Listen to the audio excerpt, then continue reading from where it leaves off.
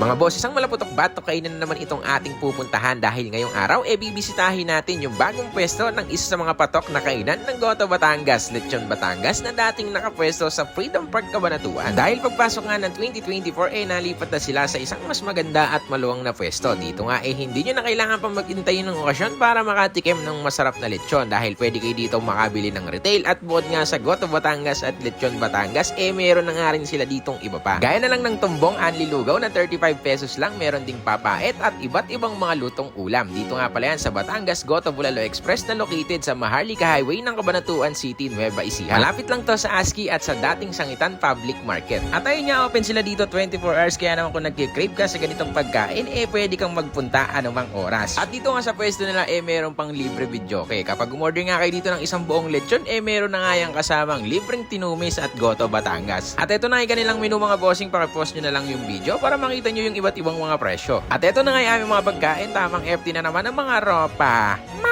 At yung una ko nga agad tinikman dito, itong nakakatakam na Lechon Batangas. Yung 1 quart nito 200 at isang kilo naman 800. Kain tayo mga bossing, unang kagat. Grabe, ang lutong ng balat. Talagang naglalago to kan mga bossing. Maaga nga rin kami nagpunta dito kaya maganda ring part yung nakuha namin. Siyempre yung mabisa dyan yung parting tiyan dahil sobrang malasa niyan. Pagka naman ganitong bagong luto talaga naman kahit walang sauce masarap na. Talaga naman bet na bet. I love it. At sila Papusa naman yung unang tinikman nga dito. Itong kanilang Goto Batangas Overload. 150 pesos. Meron na yung tuwalya, laman ng baka at meron ding pampabata. Sige raw Papusa, banato muna yan. Unang kagat. Talaga naman, damang-dama ang bawat kagat. Ang lambot! Parang yurot Itong pampabatang bone marrow nga, pwede kayong mag-request nito kung may available sila. Madalas din kami makain itong kanilang Goto Batangas, lalo na nung nasa Freedom Park pa sila nakapwesto. At kainaman lang din dito, hindi maalat yung timpla, medyo matabang lang. Pwede nyo naman i-adjust yan gamit ng patis, kalamansi at chili garlic. At binanata na nga rin ni Ropang Pusa itong pampabatang bone marrow. Uy, umaalog-alog. Sige Ropang Pusa, bonoto muna yan. Uy, pasok na pasok. Pasok na pasok! Pampabata!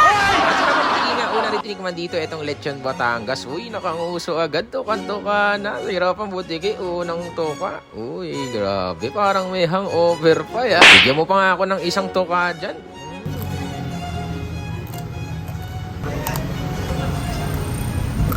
Lumalagot to!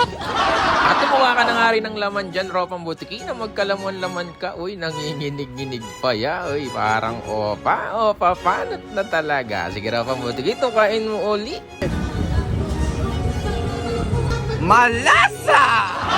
At yung pinakauli na nga namin tinikman dito ni Ropang Butiki, itong kanilang papait. Yung regular ay 80 at yung overload naman ay 150. Isa nga sa nagustuhan ko dito ang lalambot talaga ng laman mga bossing. Lalo na yung parang balat kahit ngumiti ka lang nalulusak na. Huwag lang magbago yun talagang panalo at babalik-balikan. Ito nga pala yung papait na usually dito sa atin sa Cabanatuan na ginagamitan ng pampaasim. Saka para sa akin lang mga bossing medyo naluyahan ko nga itimpla nila. Hindi naman malansa kaya goods din naman mga bossing.